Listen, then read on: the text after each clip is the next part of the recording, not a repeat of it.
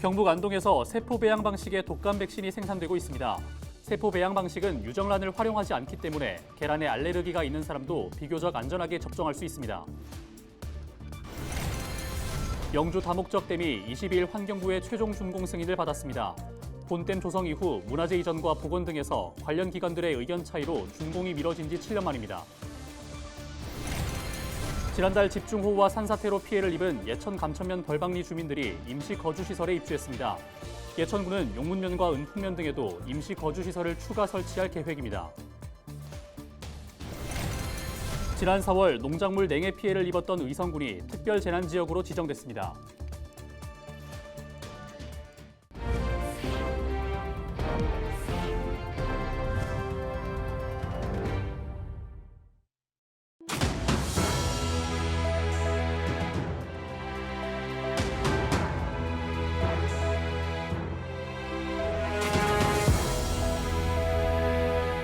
시청자 여러분 안녕하십니까? 헬로티비 대구 경북 뉴스입니다. 경북 안동에서 세포 배양 방식의 독감 백신이 생산되고 있습니다. 현재 대부분의 독감 백신은 유정란 배양 방식인데요. 국내에서 유일하게 세포 배양 방식을 적용한 독감 백신이 생산되면서 백신 선택의 폭이 커졌습니다. 이하영 기자가 보도합니다. 코로나19 백신 생산으로 독감 백신 생산을 일시 중단했던 SK바이오사이언스가 3년 만에 독감 백신 생산을 재개했습니다. SK바이오사이언스는 안동 공장에서 자체 개발한 독감 백신 500만 회분을 생산하고 내년 초까지 국내 병의원에 공급합니다. 이번 출시는 3년 동안 저희가 코로나 백신에 전념하고 생산을 못하다가 이번 스카이 셀플로 생산으로 500만 도수의 생산으로 해서 다시 한번 저희 회사의 기술력과 경쟁력을 입증하는 그런 시간이라고 볼 수 있습니다. 이번에 출하된 독감 백신은 세포 배양 방식이 적용됐습니다. 독감 백신은 제조 방식에 따라 유정란 배양과 세포 배양 두 가지로 나뉘는데 국내 대부분의 독감 백신은 유정란 배양 방식으로 생산됩니다. 세포 배양 방식은 유정란을 활용하지 않기 때문에 계란에 알레르기가 있는 사람도 비교적 안전하게 접종할 수 있습니다. 바이러스 백신들이 이제 원액으로 만들어지는데 그 원액을 이제 4가지 합쳐가지고 최종 원액을 만듭니다. 그래서 저희는 분석할 때 4가지 그 바이러스들이 적정한 양으로 들어있는지 항상 체크를 해야 되고요.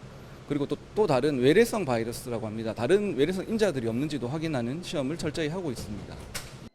계절에 관계없이 독감 환자가 늘어나면서 백신 접종의 중요성이 강조되고 있는 가운데 세포 배양 방식의 독감 백신이 재생산되며 국민들의 백신 선택권의 폭이 넓어지게 됐습니다. 헬로티비 뉴스 이하영입니다. 영주 다목적댐이 22일 환경부의 최종 준공 승인을 받았습니다.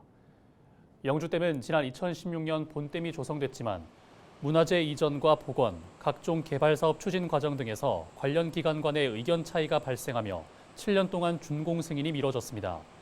영주시는 지난 9일 국민위원회가 개최한 댐 사업 준공 조정 합의서 서명식에서 경북도와 환경부, 한국수자원공사 등과 이견을 조율하고 후속 행정 절차를 신속하게 완료하기로 합의한 바 있습니다. 지난달 집중호우 피해를 입은 예천군 감천면 벌방리 이재민 14명이 임시주택에 입주했습니다. 임시주택은 27제곱미터의 규모 11동으로 난방시설, 주방시설 등이 갖춰져 있습니다. 예천군은 현재 효자면에도 임시주택을 설치 중이며 이후 용문면, 은풍면에도 추가 설치할 예정이라고 밝혔습니다. 의성군이 지난 4월에 발생한 농작물 냉해로 특별재난지역에 지정됐습니다. 이는 지난 4월 의성군 18개 읍면 전 지역에 영하의 날씨와 함께 서리가 내리면서 4,700여 농가에서 재배 중인 사과와 자두, 복숭아 등 작물이 피해를 입은 데 따른 것입니다.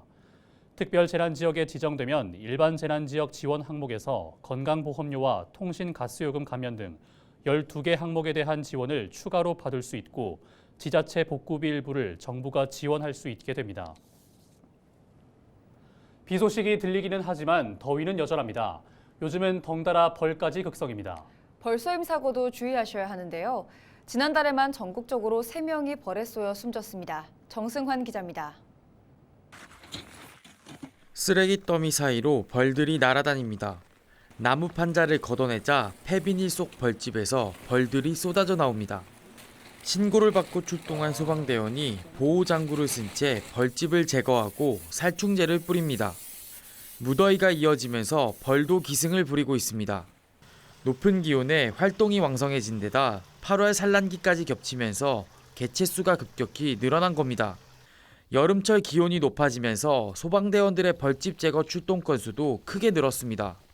지난 5월까지 200여 건 수준이던 강원 지역 벌집 제거 소방 출동 건수는 6월에는 600여 건으로 늘더니 지난달에는 4,800여 건으로 8배나 증가했습니다. 화천 붕어섬 진입교량 아래입니다. 제 뒤를 보시면 다리 아래로 농구공만한 벌집이 보이실 텐데요. 벌집을 발견하면 함부로 건드리지 말고 119에 신고해야 합니다. 자칫 잘못 건드렸다가는 큰 화를 입을 수 있습니다. 지난달 전남 고흥에서는 지붕 보수 작업 중이던 60대 남성이 벌에 쏘여 숨지는 등 올해에만 지난달까지 3명이 벌에 쏘여 숨졌습니다. 8월서 10월까지가 벌 활동이 왕성하거든요. 근데 이 시기에는 뭐 등산도 많이 다니고 그다음에 뭐 추석 명절도 있어가지고 벌 쏘임 사고가 많이 증가하는.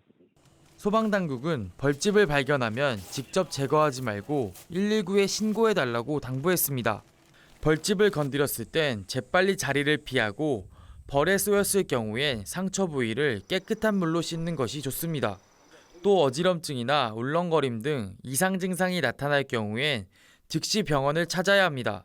벌집을 건들거나 그랬을 때 벌에 쏘일 수 있는 가능성이 많거든요. 일단은 머리 같은 부위를 이제 보호하면서 벌집에서 멀리 떨어져야 되고, 가장 좋은 방법은 빨리 병원으로 이송하거나 병원을 가는 게 가장 좋은 방법이죠.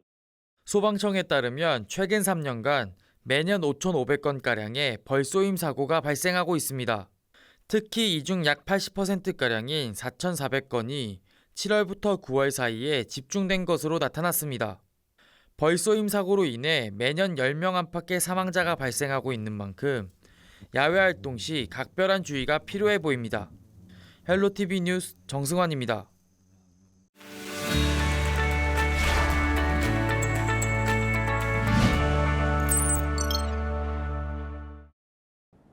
우리 지역 국회의원들의 활동 소식을 전해드리는 국회는 지금 시간입니다. 안동, 예천, 김영동 국회의원 소식으로 시작합니다. 김형동 국회의원은 지난 5년간 전국 평균 상수도 누수율이 10.5%로 총 3조 3천억 원, 해마다 6,500억 원 상당의 물이 새어나갔다고 지적했습니다. 김 의원은 환경부 자료를 분석한 결과 2017년부터 2021년까지 수도 간 균열이나 사고 등으로 손실된 수량이 34억 세제곱미터나 된다며 올림픽 규격 수영장 139만 개를 가득 채울 정도라고 말했습니다. 또 누수율만 줄여도 봄철 가뭄에 따른 제한급수를 피해갈 수 있을 것이라며 누수율을 줄이고 지역별 편차도 줄일 수 있도록 지방 상수도를 지원할 수 있는 방안을 찾아보겠다고 말했습니다. 이어서 이만희 국회의원 소식입니다. 영천청도 이만희 국회의원이 법률소비자연맹이 주관하는 2023 대한민국 헌정대상을 수상했습니다. 이만희 의원은 올해 수상으로 6년 연속으로 헌정대상을 받았으며 국회의원 300명 중 종합평가 1위를 기록했습니다. 이 의원은 지역을 위해 더욱 열심히 일하라는 목소리로 생각하고 초심으로 의정활동을 펼쳐나가겠다고 밝혔습니다. 이어서 박형수 국회의원 소식입니다. 영주 영양, 봉화, 울진 박형수 국회의원은 지난 20일 울진군 죽변어 시장을 찾아 수산물 소비 위축에 따른 어업인들의 목소리를 들었습니다.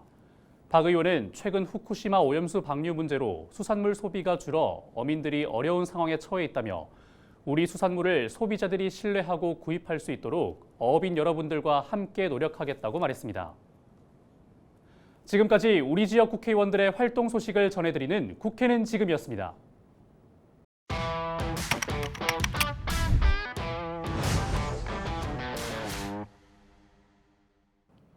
가만히 있어도 땀이 흐르는 더위가 지속되면서 휴가 떠나시는 분들 많으실 텐데요.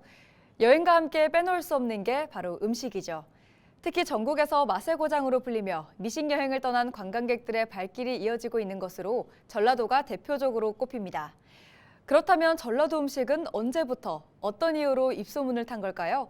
전라도 음식의 숨은 비결을 송하연 기자가 취재했습니다. 어떻게 생각하세요? 전라도 음식 평상시에? 음식 종류도 많고 육지 음식도 많고 바다 음식도 많고 이 젓갈류들이 좀 다른 지방보다 많은 것 같아요. 감칠맛이 좋고 맛있었어요. 음식을 먹으려고 오는 것도 맞아요. 걸출한 음식 문화가 발달한 전라도 지역. 감탄을 자아내는 맛뿐만 아니라 두 눈을 의심케 하는 화려함에 많은 사람들이 맛의 고장으로 꼽습니다. 그렇다면 전라도 음식이 맛있는 이유는 과연 무엇일까요? 남도 음식 명인들은 바로 이것을 꼽았습니다. 젓갈로 이제 승부를 했죠. 섬 지역마다 그 젓갈을 넣는 게 틀리더라고.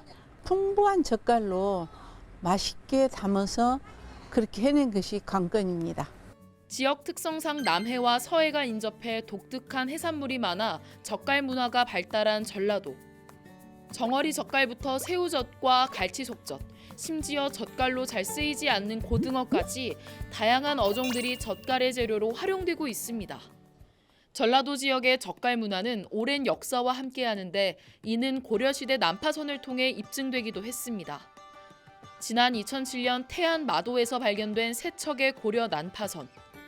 이곳에서는 수십 점의 항아리가 발견됐는데 전남 나주와 장흥, 여수 등에서 만든 각종 젓갈이 담겼던 것으로 나타났습니다. 함께 발견된 목간에는 지금의 해남인 죽산현의 아무개 씨가 개경에 있는 지인에게 개젓 한 항아리를 올린다는 내용이 적혀 있었습니다.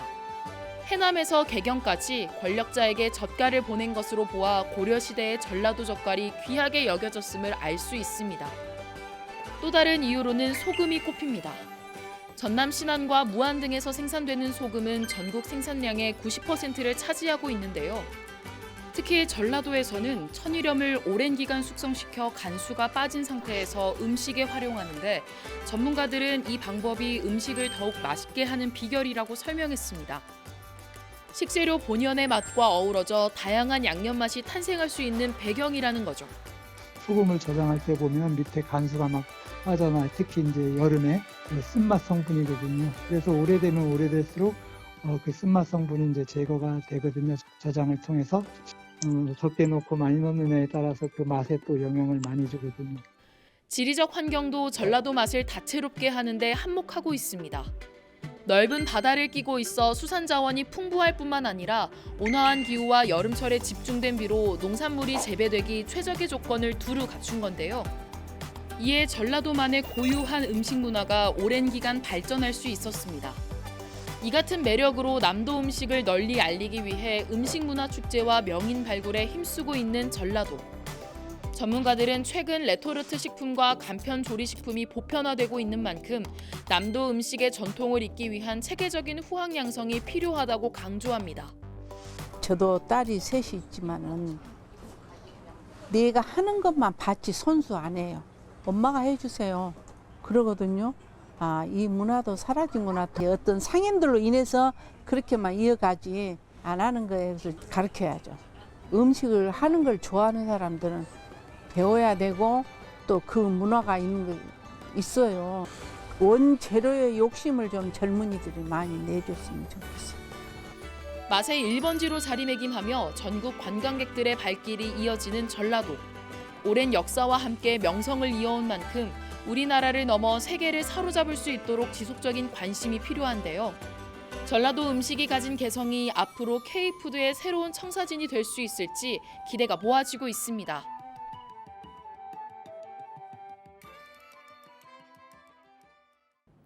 지난 19일부터 시작된 2023년 경찰청장기 전국 단체대항 태권도 대회 개회식이 22일 영천체육관에서 열렸습니다. 25일까지 열리는 이번 대회에는 초등부와 중등부, 고등부 등 342개 팀에서 선수 1,500여 명이 참가해 11개 체급별로 실력을 겨룹니다. 경찰청장기 전국 단체대항 태권도 대회는 지난해 영천에서 첫 대회를 열었습니다. 영천에서 열리는 경찰청장기 태권도 대회가 존중과 배려, 인내와 절제의 태권도 정신을 보여주기 바랍니다. 그동안 선수들이 갈고 닦은 기량을 마음껏 되찾길 응원하겠습니다.